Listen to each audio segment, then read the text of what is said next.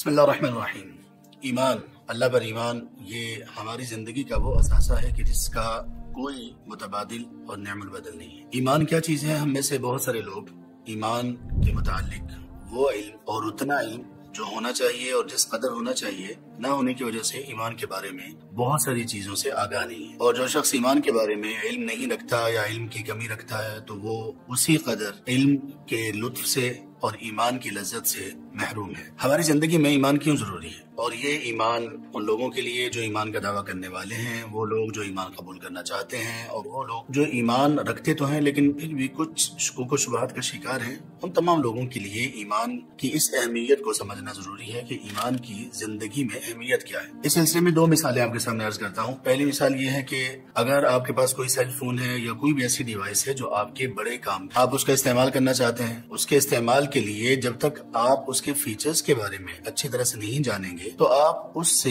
वो फायदा नहीं उठा सकते जिसके लिए वो डिवाइस बनाई गई है। बिल्कुल इसी तरह से ईमान के बारे में हम लोग ईमान की वो लज्जत और टेस्ट कभी भी हासिल नहीं कर सकते जब तक हम ये ना जान लें कि ईमान क्या है और ईमान किस लिए है। बहुत सारे शख्स ऐसे होते हैं कि उनके पास कुछ डिवाइसेस होती हैं और वो उन डिवाइसेस में मौजूद फीचर्स को जिंदगी भर नहीं देख पाते, या जब तक मोबाइल उनके पास या वो डिवाइस उनके पास होती है कभी उनकी इस तरफ तवज्जो ही नहीं गई कि इसमें ये जो बाय डिफॉल्ट मुख्तलिफ चीजें हैं इनका क्या फायदा है। बिल्कुल इसी तरह से ईमान के सिलसिले में हम लोग भी इस चीज से आगाह रहने की, आगाह होने की कोशिश ही नहीं करते कि ईमान है क्या चीज, ईमान की इम्पोर्टेंस हमारे लिए क्या है, ईमान के दर्जात क्या है, ईमान के किस दर्जे से हमें क्या फायदा नसीब होने वाला है। तो इसकी वजह से हम बहुत सारे फवायद से महरूम रहते हैं। और इससे भी बढ़कर दूसरी मिसाल जिसके जरिए से हमें ये पता चलेगा कि इन फवायद से महरूम रहना ईमान का इल्म ना होने की वजह से सिर्फ ये नहीं है कि हम कुछ बेनिफिट से या बहुत सारे बेनिफिट्स उससे महरूम है, बल्कि सरासर खसारे में। उसकी मिसाल ये है कि अगर एक शख्स कोई ऐसी चीज इस्तेमाल करना चाहता है जो उसकी जिंदगी में एक बहुत बड़ा मकाम रखती है उसकी जिंदगी में, तो वो उसके इस्तेमाल के लिए उसके इस्तेमाल से पहले सीखेगा कि उसके इस्तेमाल का तरीकाकार क्या है। एक साइकिल से लेकर जहाज तक अगर हम उसको इस्तेमाल करना चाहते हैं तो जाहिर है कि हमें उसकी ड्राइविंग आनी चाहिए, उसके बारे में कुछ बुनियादी चीजों का इल्म होना चाहिए। तो जब हम ये सीख लेंगे तो उसके बाद हम इस काबिल होंगे कि हम इसको ड्राइव कर सकें, इसको इस्तेमाल कर सकें, और इसके इस्तेमाल में फिर जितनी आगे महारत होगी हम बेहतर इस्तेमाल कर सकेंगे। और ये महारत हमें तब होगी जब हम उसके एक एक पार्ट के बारे में, एक एक हिस्से के बारे में वाफिर इल्म रखते हैं। वल्लाही ईमान भी कुछ इसी तरह से, ईमान की लज्जत से, ईमान में जो यकीन है, ईमान जो इंसान को कुव्वत देता है, ईमान जो इंसान को ताकत देता है, जो उसको बहादुरी देता है, जो उसको कुर्बानी का जज्बा देता है, दुनिया पूरी के सामने डट जाने का जो हौसला देता है, और मुख्तलिफ किस्म के नुकसानात पर जो उसको सब्र सिखाता है,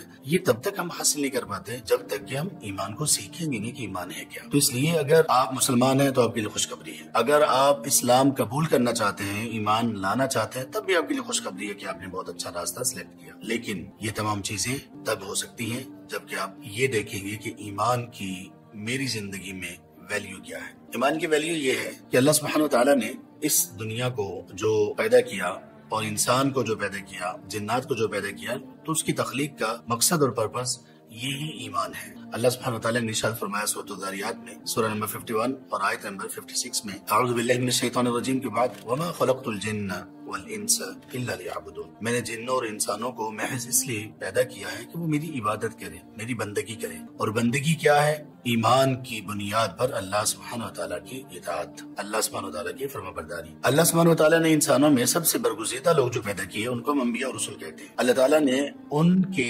मबऊस करने का मकसद, उनको लोगों में से चुनने का मकसद जो बयान किया वो सूरह अंबिया में है। सूरह अंबिया की आयत नंबर 35 में, वमा अरसलना मिन क़ब्लिका मिर रसूल इल्ला नूही इलैहि अन्नहु ला इलाहा इल्ला अना फ़अबुदून, हमने आपसे पहले जितने भी रसूल भेजे हैं हमने उनको यही वही की कि मेरे सिवा किसी की भी इबादत नहीं करेंगे, इबादत के लायक मेरे सिवा कोई नहीं है, सो तुम लोग मेरी ही इबादत करोगे। तो ये इबादत, ये बंदगी क्या है? ईमान की बुनियाद पर अल्लाह सुब्हानहू व तआला की कामिल इताअत। तो जब पर्पस हमारी जिंदगी में, अहमियत ईमान की हमारी जिंदगी में ये है कि हमारा वजूद और इस कायनात का वजूद और हर चीज का वजूद इस ईमान की वजह से है, तो फिर हम इस ईमान से इतने बेखबर क्यों हैं? अल्लाह के रसूल सल्लल्लाहु अलैहि वसल्लम ने इरशाद फरमाया कि क़यामत उन लोगों पर कायम होगी। ला तक़ुमुस्साअतु इल्ला अला शिरारिल खल्क़, सबसे बदतरीन मखलूक जो होगी उन पर क़यामत आएगी। यानी क़यामत जब कायम होगी तो सिर्फ वो लोग होंगे जो इंतहा दर्जे के बदतरीन होंगे। और इस रुए ज़मीन पर आखिरी वो शख्स जो ईमान रखने वाला होगा, जब वो इस दुनिया से उठ जाएगा,